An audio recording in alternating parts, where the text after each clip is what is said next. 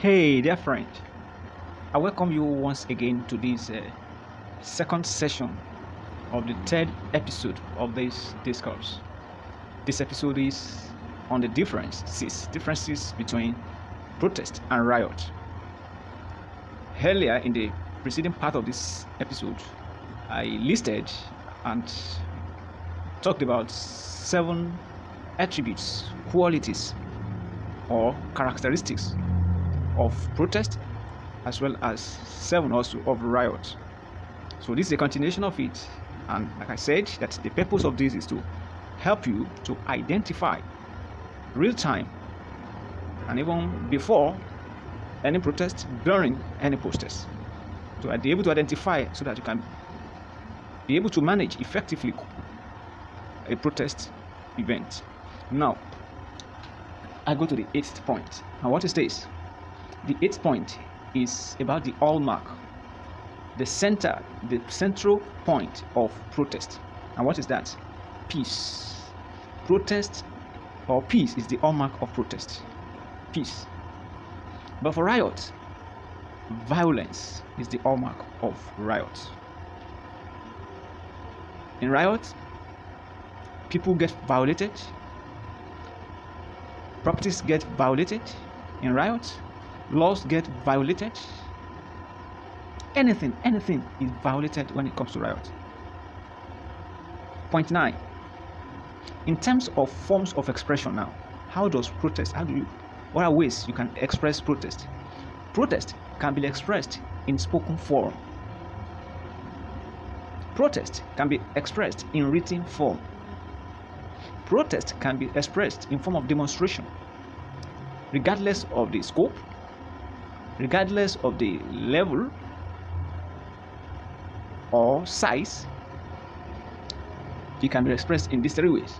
But for riot, the elements that are associatable or become the norms when it comes to the forms of expressing riot is stealing, killing, and destroying. So these are the differences comparatively. Then I move on to point 10. Protest. You can hold protest event and you have to remain focused. That is protest. You keep focus. In protest, there's place for friendliness. You are friendly in protest. In protest, you can be firm. Then also in protest, you can be factual in terms of proofs, evidences to buttress your cause. But in a riot, what are those things that drive riots? 1 is fear. 2, you use force. 3, fight comes in riot. Then 4, threat. There is threat. These are what riot is known for. These are things, the drivers of riot: fear, force, fight, threat. But that of protest is that you remain focused, you are factual, you are friendly, you are fair. Let's go to point 11 now. Point 11 is that protest is issue-based. That is, you are focused on issues.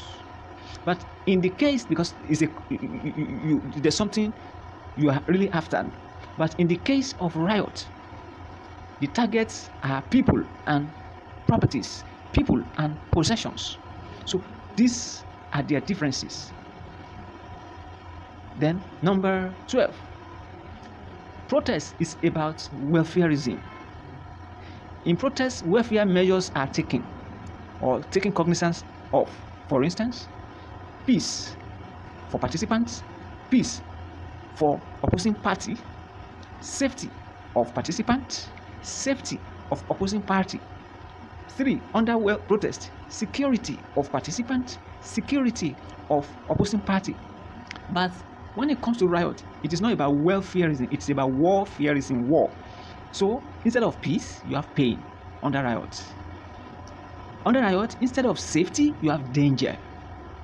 Under riot, instead of security, you have harm. H-A-R-M, harm. Then point 13. Riot Protest is organized. Protest is planned. There is mapping.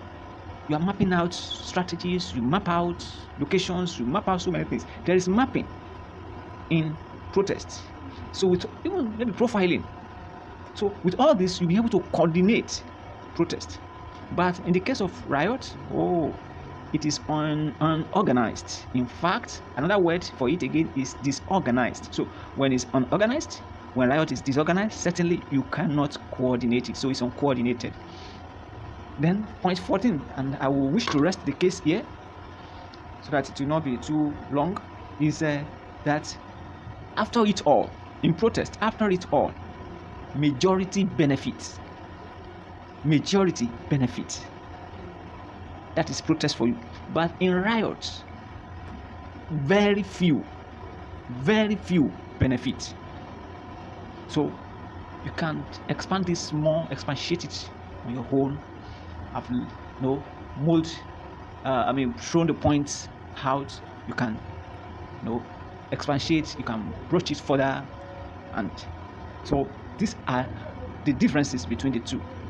And don't forget, the essence of all this is not to tell anyone to go on protest, involve or engage in protest.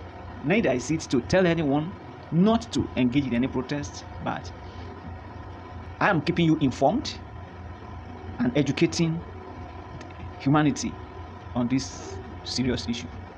God bless you.